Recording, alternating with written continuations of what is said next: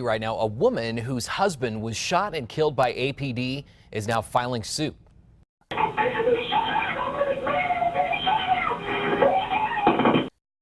was Gary Atencio's wife 3 years ago, calling 911 after he shot at her on a West Side street.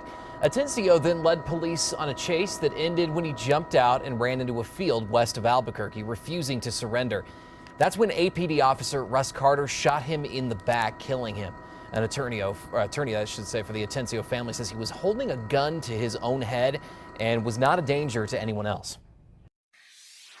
Certainly the Laguna police, the state police, didn't shoot him or try to shoot him. There was only one APD officer that took aim and shot one shot and hit him in the middle of the back at 300 yards. In court documents filed Friday, the city said the officer's actions were reasonable and that the city should not be held liable.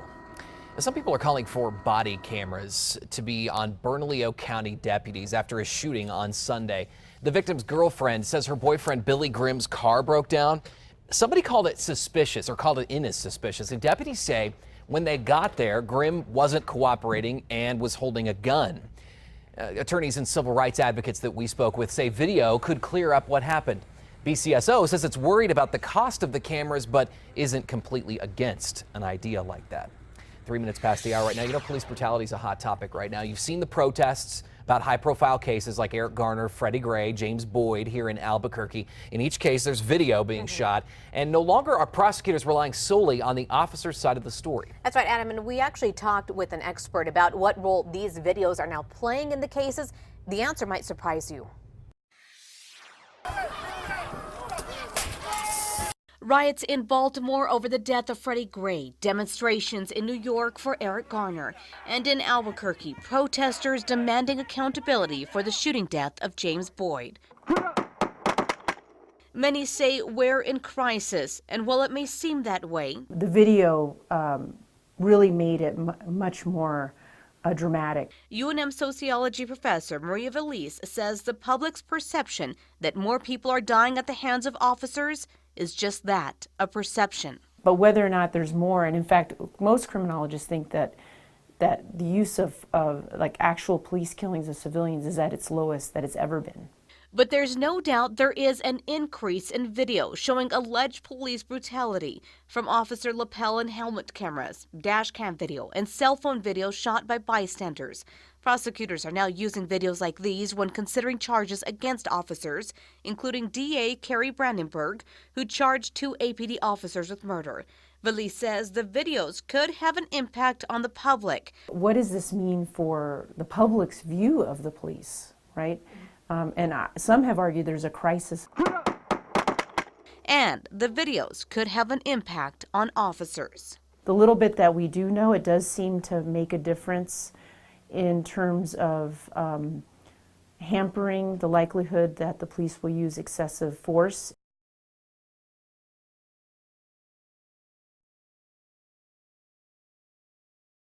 So despite the number of deaths by police being lower than many expected at this time, there's no evidence to show if excessive force by officers is up. Experts say there will be more videos like that surfacing. One civil rights group is actually encouraging it with the mobile justice app in some states. ACLU says if you see what you believe to be police brutality, you can capture the video and send it directly to them. A local ACLU spokesperson says there is good reason for it.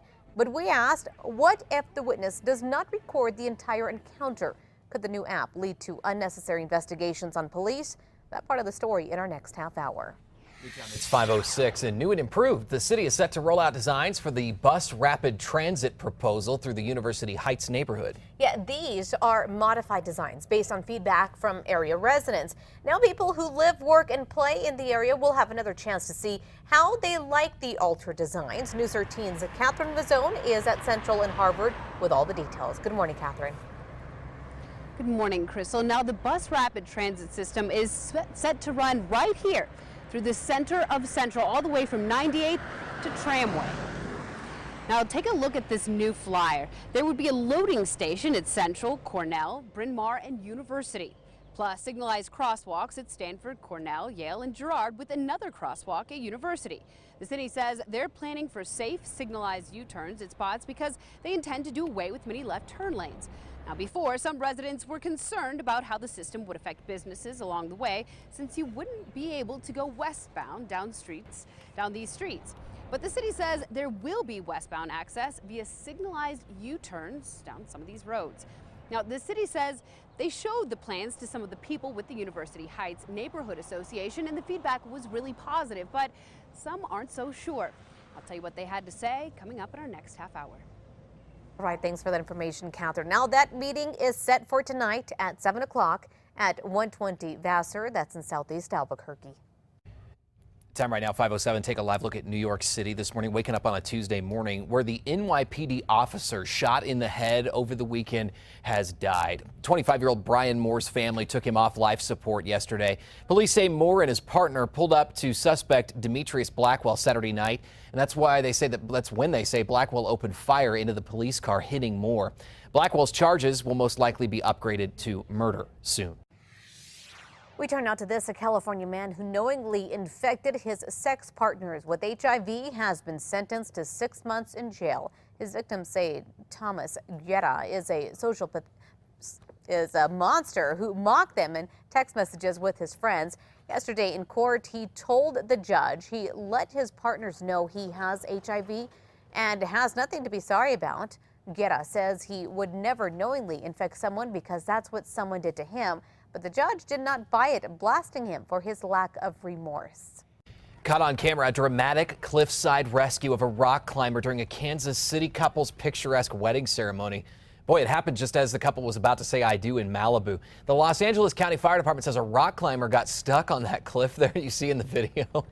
The couple didn't let the interruption ruin the nuptials and continued once the chopper took off. I guess you can't really postpone a wedding when you got an emergency like that on the cliffside. You have a rescue like that, right? Well, look at those great pictures, though. Yeah, those are ones they'll remember. They'll be on the wall. I can say that again. It's still happening now this morning. Baltimore police say no one was hurt when a gun went off in a crowd of Freddie Gray protesters yesterday. You can see, though, the man was being wheeled away on a stretcher after a crowd gathered around him. Baltimore police, they say they were trying to arrest a man who was spotted with a gun when the gun went off. The man was taken to a local hospital, but police say he was not hurt. The weapon, a revolver, was also recovered there. And as the unrest continues, the man behind the cell phone camera who got the infamous video of Freddie Gray's arrest speaks to reporters. When that man, Kevin Moore, handed over the video to the media and police, he says he wanted to be anonymous. I was very nervous, but you know what? Now is the time not to be nervous. Now is the time to fight for freedom. Now is the time to fight for justice and justice for Freddie Gray, and not only him, but everybody else that is abused by police. Moore is a member of Cop Watch and an internet activist group called Anonymous. He admits to being arrested several times and says relations between police and people in his neighborhood of West Baltimore are dismal, but he hopes the death of his friend Freddie Gray and its backlash is the beginning of something good and new, he says. 5:33, it may not be over yet for a New Mexico officer who thought that he'd gotten out of a DWI charge, and now he wants to take his case all the way to the nation's highest court. Abraham Baca was off duty as a state police officer when Rio Arriba County deputies pulled him over near Espanola 5 years ago and charged him with aggravated DWI. But when the case went to court later that year, a magistrate judge threw it out on a technicality. The defense says case closed, but the prosecution says even though the case was dismissed, Baca was not acquitted because a judge never decided that he was not guilty. They say the case still needs to go to trial. What we have is a procedural termination of the trial without a determination of guilt or innocence. Nobody's supposed to face trial successively if they were acquitted, and that's really what we're making a stand against. This week, the state Supreme Court ruled the case can still go to trial. The defense wants to try to take it to the U.S. Supreme Court. City councilors take on a case that broke on News 13. Last night, councilors discussed the state audit surrounding APD and its contract with Taser International, set up by then Police Chief Ray Schultz right before he went to work for Taser. The councilors talked about tightening up rules surrounding city workers and city contracts. University Heights residents will get another look at plans to revamp Central with the designated lane for buses today. The bus rapid transit system is set to run 13 miles from 98th all the way to Tramway. The city's been working on the plan since 2012, and now they say they think they have modified plans for the university area that residents can get on board with, but some aren't so sure. We've been following this for a while now. We are at Central and Harvard to take a closer look at this. Tonight, the city will roll out new plans they believe will better meet the criteria neighbors are looking for. One resident, though, says safety is still a concern.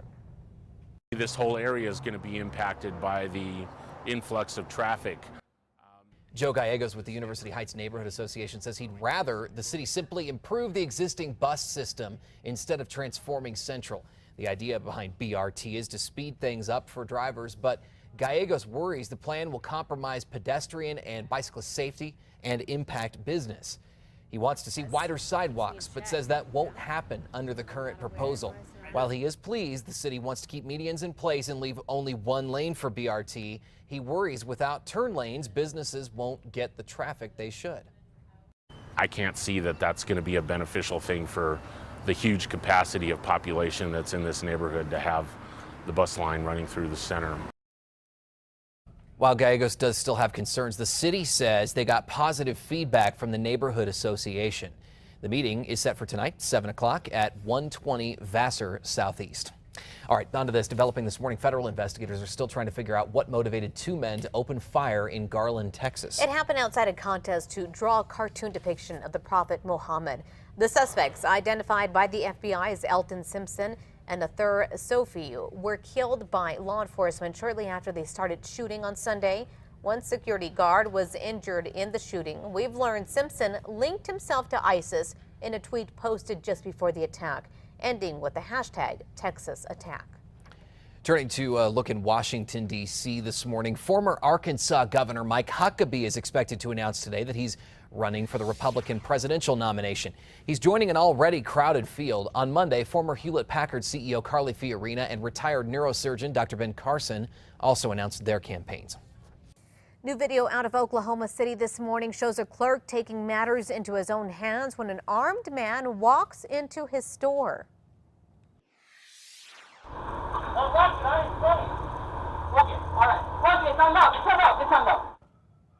Now the robber is telling him to unlock the door. He says he finally does. The clerk gives in, lets the robber go. Police are still searching for that man this morning, who the clerk says left with less than $100 in cash. He says the worst part about all of this was that he was Skyping with his family when the robber came in. All they could do was watch in horror. That had to be terrifying, right? Absolutely. And he still had his headphones on too, so he was communicating with his family while this was all going on. Incredible.